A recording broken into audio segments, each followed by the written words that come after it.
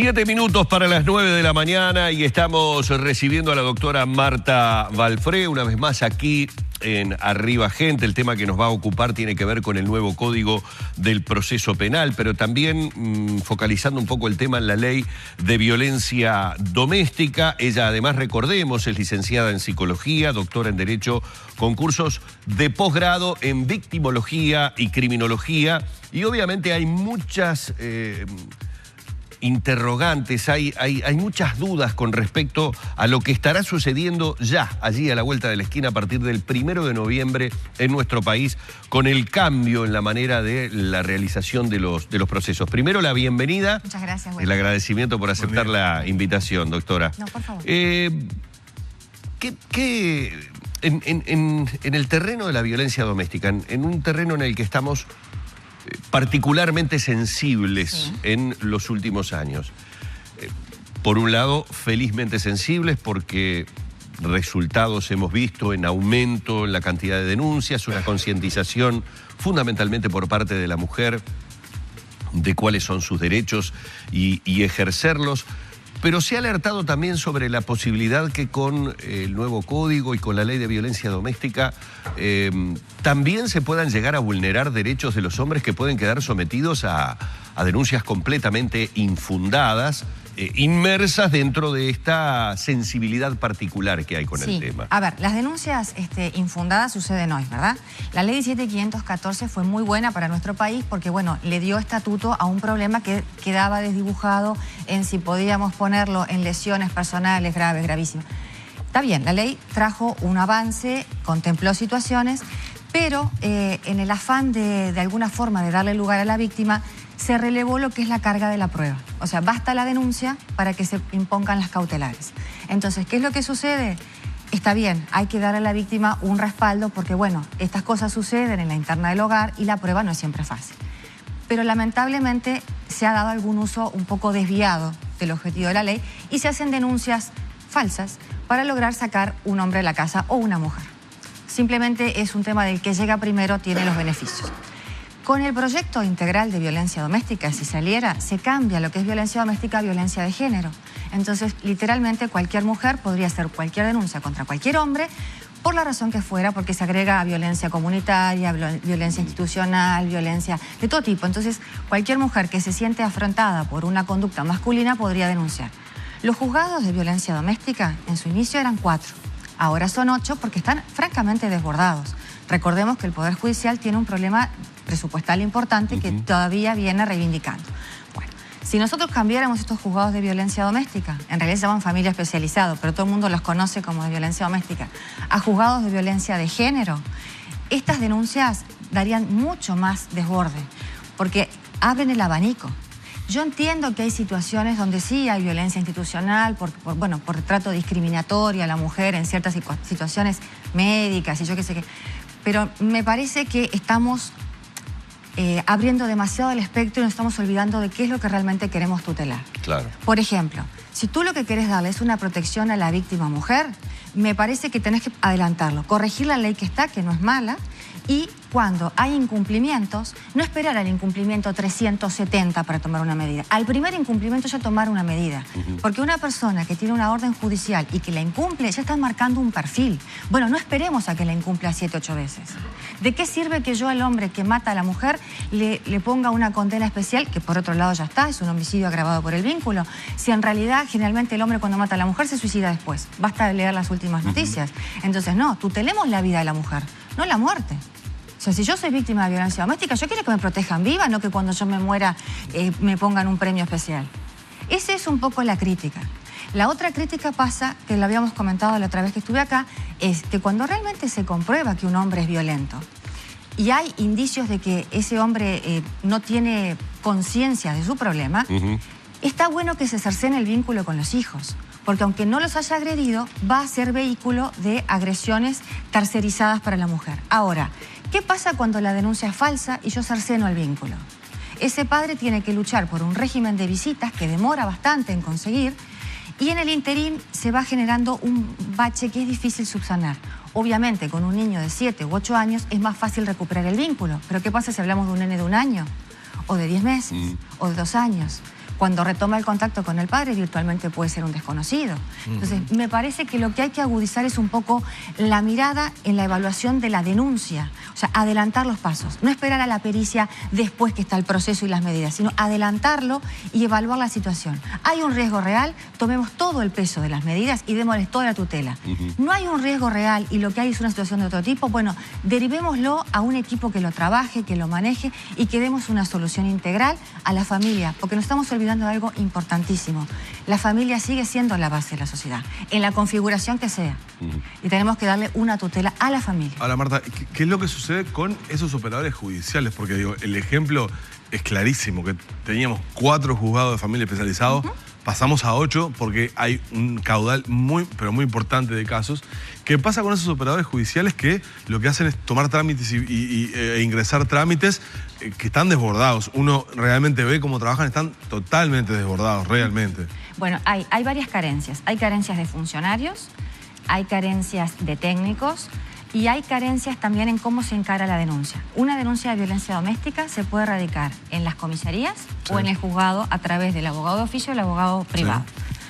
Eso se eleva y según el juez que toque puede pasar que lo pase a vista fiscal para tomar primera medida o marque el propio juez las medidas. Y después se indica una suerte de evaluación por el equipo técnico. Los equipos técnicos tienen muy pocos profesionales, entonces las pericias son muy breves, muy acotadas, muy sucintas y realmente muchas veces dejan como la duda de, bueno, ¿hay violencia o no hay violencia? ¿Hay riesgo o no hay riesgo?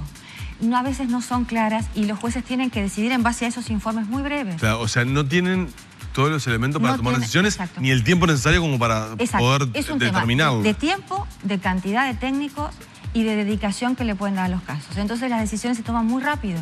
Eso hace que, bueno, que no siempre se tutelen las situaciones como debieran ser tuteladas. Lo que pasa es que es muy difícil cuando hablamos del tema de la violencia doméstica, y reitero, por la sensibilidad que el tema ha generado últimamente, es muy difícil tomar decisiones cuando puede llegar a estar en riesgo la vida de una persona. Sin llegar a esos límites, sin llegar a los límites en donde se sabe o se conoce que la situación es de violencia, lo que uno ha sentido en este último tiempo, y quiero ser bien gráfico y claro para que la gente nos entienda, es que hasta en un trámite común de divorcio, la famosa riñas y disputas, etcétera, etcétera, se ha transformado en más de una oportunidad como en una herramienta de, si por ejemplo tú le agregás un poco más de violencia a esa discusión que tuviste, no nos olvidemos que en un divorcio, entre otras cosas, se juegan muchos bienes materiales, sí, claro. Conseguís una medida cautelar que lo primero que hace es sacar al cónyuge de la casa, con lo que te da la libertad de manejarte de determinada manera. Esto lo digo porque lo he escuchado a nivel de situaciones y reuniones de amigos o amigas en donde, a ver, no estoy acusando directamente a abogados o abogadas, pero en donde como recomendación frente a una situación, ¿vos querés que este tema de la casa se resuelva? Plantea esto como posibilidad.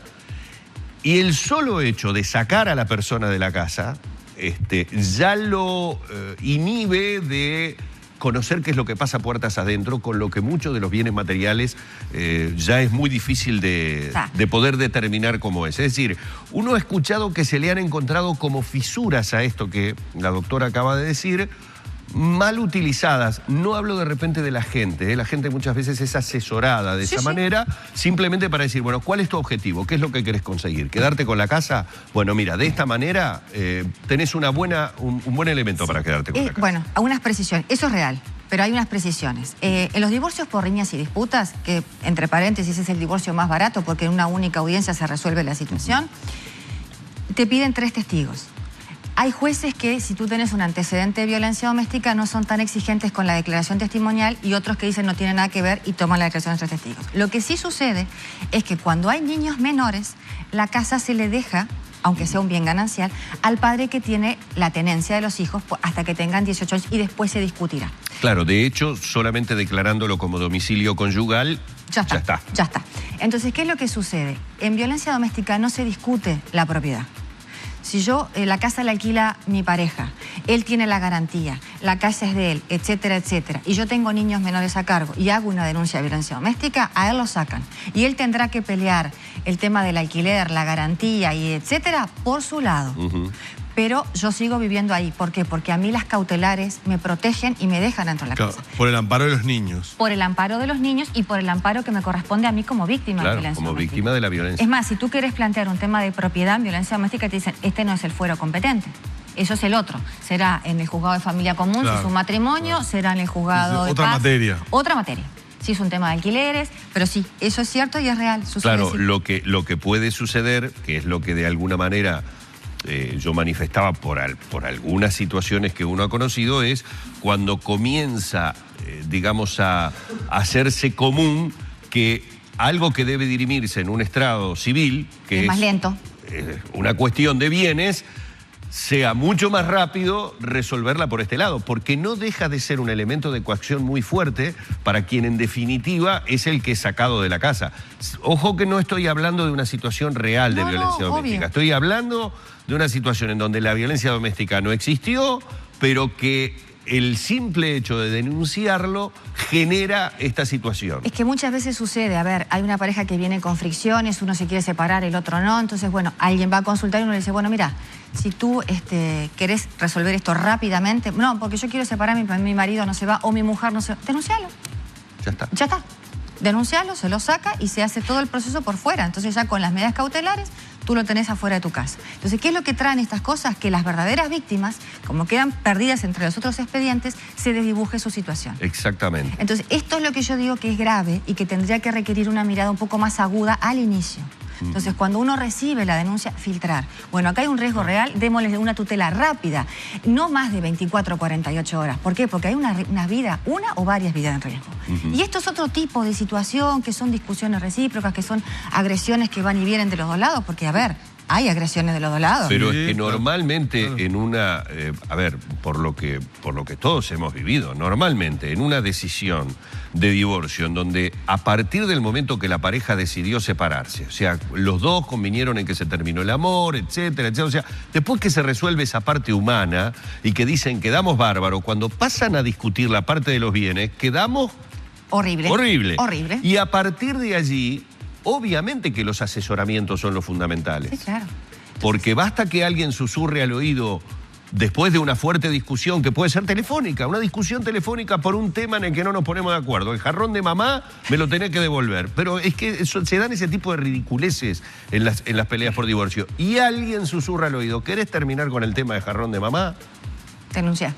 Ya está. Sí, es muy triste ese uso. Lo que nos estamos olvidando es que en realidad en el medio muchas veces quedan niños cuyas voces se pierden en estos procesos, porque a menos que ellos sean directamente los receptores de la violencia y sean el eje del proceso, quedan por fuera. Entonces, si bien se supone que se contempla el interés supremo del menor, se desdibuja. Claro. Entonces vienen las cautelares, vienen las separaciones, vienen los terceros que hablan. Entonces, a ver, se dan situaciones como porque tu madre esto, porque tu padre lo otro, porque el pobre papito, porque pobre mamita. ¿Y dónde están los niños? Esa es la gran pregunta.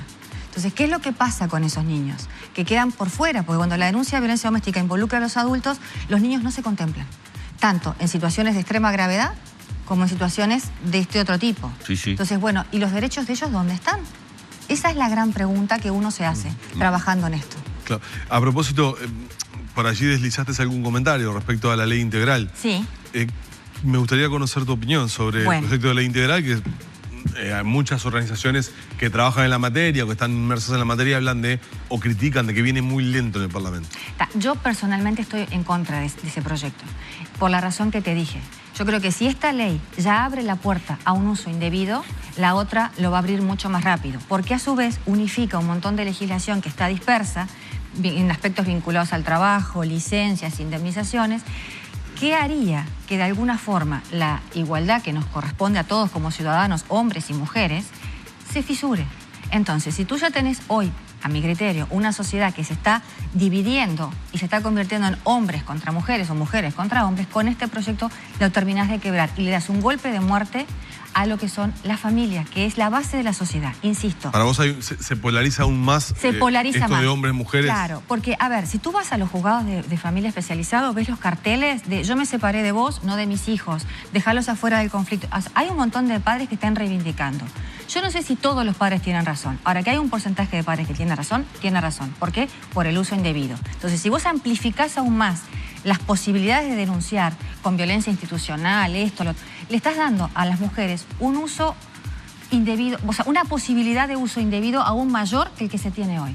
Insisto, este proyecto con un sistema que analizara las situaciones quizás funcionaría. Un proyecto como ese en el sistema que tenemos hoy sería más caótico. Claro, y si hoy los juzgados están desbordados, van a estar mucho más desbordados. Claro, el argumento queda clarísimo que con un equipo interdisciplinario que tenga el tiempo suficiente de estudiar una situación, de hacer los análisis que corresponden. Exacto. De las personas que tiene enfrente, bueno, rápidamente detecta cuando de repente una situación está siendo exagerada. ¿Qué pasa con los menores cuando los menores son denunciantes? Es decir, porque me quedé con esa imagen que decías cuando hablábamos de las situaciones de divorcio, el olvido que enfrascados en esa lucha que tiene que ver con otros temas. Hablaste clarísimamente, esa participación de terceros, sí. Para la gente, léase la familia, sí, claro. Dice que comienza a jugar sus roles y sus papeles y separa y polariza muchísimo más esas situaciones. ¿Qué pasa cuando el menor es el denunciante? Bueno. O sea, el menor toma su derecho a decir, bueno, voy a denunciar yo esta situación en la que está degenerando mi familia, que hasta hace 3 meses podíamos cenar juntos y mirar la televisión y comentar un programa y ahora mamá y papá no pueden ni llegar ni a la puerta de la casa, que ya es una gritería. Bueno, vamos por principio. El niño por sí no puede ir al juzgado. Necesita un adulto que lo represente y que haga la denuncia por él. O si no, llamará por línea azul y movilizará el mecanismo de una forma inversa. O sea, puede denunciar la escuela, puede denunciar la psicóloga, puede denunciar el médico, pero el niño solito no puede ir al juzgado a golpear y denunciar su problema. Cuando el niño llega al juzgado, generalmente llega por una denuncia de derechos vulnerados. Los derechos vulnerados es un espectro amplio que puede ser desde falta de controles médicos, faltas de cuidados, golpes o abuso sexual incluso. Entonces ahí todo depende de cómo se canalice y ahí es otro mundo. Si la denuncia viene de abuso sexual por parte de un familiar, pasa a penal. Si en las primeras 48 horas no hay una resolución, eso después, y el perpetrador es un familiar, se deriva a violencia doméstica, donde los procesos se dilatan por la misma situación de exceso de trabajo. Y si es un tema de vulneración de derechos, generalmente se intima al que tiene el niño a que haga los controles y se lo supervisa por un tiempito. Pero, doctora, ¿allí no existe una medida cautelar inmediata frente por ejemplo, a la convivencia con el propio abusador? Bueno, si hay una convicción suficiente de que esa persona abusó del niño y convive con él, se lo retira a la casa. Pero tiene que haber una convicción. Ojo, el retiro a la casa es un tema de violencia doméstica. El procesamiento o no con prisión, si encontraron mérito, es en penal. Claro. Entonces, muchas veces, como acá hace un par de años hubo un problema serio con el tema de los procesamientos por abuso, no sé si se acuerdan. Sí. Bueno, entonces, el estándar penal es un poquito más alto que el estándar de violencia doméstica. Es más, para que la gente lo recuerde, pasó ya hace muchísimo tiempo. 2003. Pero hubo situaciones en las que padres fueron denunciados por situaciones así, inmersos en una situación de divorcio, donde hubo personas que fueron procesadas y a prisión, que se cosieron la boca, denunciando la actuación de determinados magistrados, sí, o determinada magistrada, y tengo entendido que después de mucho tiempo hubo hasta una separación de cargos de algunos de esos magistrados. Sí, no se la separó del cargo, se la cambió de lugar y después ella renunció al puesto. Bueno, pero digo, para que la gente recuerde aquella cuestión mediática que se generó en su momento. Fue muy grande. Claro, muy grande, porque se decía que había varios casos que iban en esa misma línea. Nunca se supo realmente si era así o no. Nunca se cuantificó, pero lo que sí hubieron fueron juicios contra el Estado por esas prisiones indebidas. Eso sí hubo. ¿Eso sí hubo? Eso sí hubo. No se conocieron. Bueno, entonces, el tema es el siguiente. Un niño hace una denuncia, o hay una presunción de un abuso. Lamentablemente, el criterio penal está la violación, que implica, la penetración, y después el atentado violento al pudor o el traje público. El problema es que la cabeza penal, si no tiene prueba física, es muy difícil de darle la convicción. Entonces, un niño que se queja del manoseo, lo pasan a un forense, obviamente el forense no va a encontrar nada. No va a encontrar nada. Entonces, queda a la convicción que genere el que denunció, más lo que dice el niño. Entonces es muy difícil lograr un procesamiento penal en las 48 horas. Y, perdón, Jack, acabas de tocar un punto que me parece importante, porque hay una revictimización de los chicos que están atravesando esa situación que es impresionante, porque primero tienen que contar lo que les pasó ante un forense, después contar lo que le pasó ante un abogado, después contar lo que le pasó ante un psicólogo. O sea, está sistemáticamente relatando un hecho traumático. Darío, Danilo, y algo que me parece importante para ejemplificar a la gente por lo que pasa al niño. En lo que acaba de decir la doctora, el forense no puede actuar porque en una caricia o en un manoseo no hay un rastro seguro. Pero en el caso de existirlo por otro tipo de cosas hay una revisación que más allá que se lleve con la mayor delicadeza posible, también es un tránsito que el niño tiene que realizar. La Suprema Corte, digamos, ha mostrado la buena intención de la instalación de las cámaras Gesell, ¿no? Que no son suficientes, claramente, a ver, ¿no? La cámara Gesell, ¿qué opinas de la cámara Gesell? La cámara Gesell sería lo mejor que se podría poner. Ahora, vuelvo a lo mismo. Tenemos un poder judicial sin presupuesto. La cámara Gesell, se han instalado, pero no son suficientes, no son suficientes, tendría que haber más. ¿Y qué pasa en el interior? Porque, a ver, Uruguay no es Montevideo. Perdón, vamos a explicar, porque a veces hablamos, vamos a explicar lo que es la cámara Gesell para la gente que no está mirando. La cámara Gesell sería un dispositivo donde está un lugar acondicionado para el niño, con un psicólogo experto en el tema, donde entrevistaría al nene y atrás de un espejo sin azogue estarían todos los que quisieran estar, que sería ideal que estuviera el juez, el fiscal, los abogados defensores y demás. Y que sea una sola entrevista. Y sea una única entrevista. El psicólogo con el niño y el resto de los profesionales detrás de ese vidrio espejado. Exacto. Escuchando lo que relata el chico. Y lo cuente una sola vez. Y si realmente no hubo una situación que amerite una valoración física, por Dios, no se la hagan. Claro. Obvio. Por Dios, no se la hagan, porque pobrecito. Es muy difícil. Mirá que muchas veces uno le dice a los padres cuando vienen con estos temas, dale una contención psicológica, porque si no, para atravesar todo esto se va a desmoronar. Claro. Hay padres que te dicen, yo prefiero no denunciar, porque no siento que tenga que exponer tanto a mi hijo. O muchas veces los chicos te dicen, al final, ¿para qué yo pasé todo esto? Si yo lo conté 80 veces, se lo dije a todo el mundo y está todo igual. Claro. Entonces, insisto, si quieren que esto funcione, que estaría buenísimo que la cámara Gesell funcione, tendría que haber más cámaras, tendrían que haber filmado, tendrían que tener el psicólogo una suerte de cucarachita como la que tienen ustedes para que le digan las preguntas por acá, para que no lo vuelvan a entrevistar y no vuelva a contar. Y señores, si no hubo constancia física, no lo revisen, porque no va a surgir nada y lo único que van a hacer es asustarlo más de lo que ya está.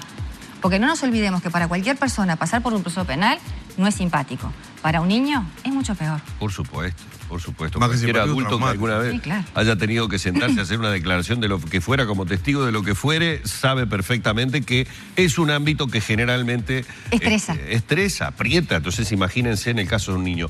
Nos quedan tantísimos temas para hablar con la doctora Balfré. Me dicen que se nos ha terminado el tiempo, lo que evidentemente ameritará que tengamos oportunidades de volver a invitarla, porque quedaron muchas preguntas y bueno, cada caso que fuimos poniendo y cosas que uno va recordando y cosas que se pregunta cómo serán ahora a partir del 1 de noviembre. Bueno, una cosa es la letra y otra cosa será la implementación. Veremos qué sucede en noviembre, si aparecen los recursos.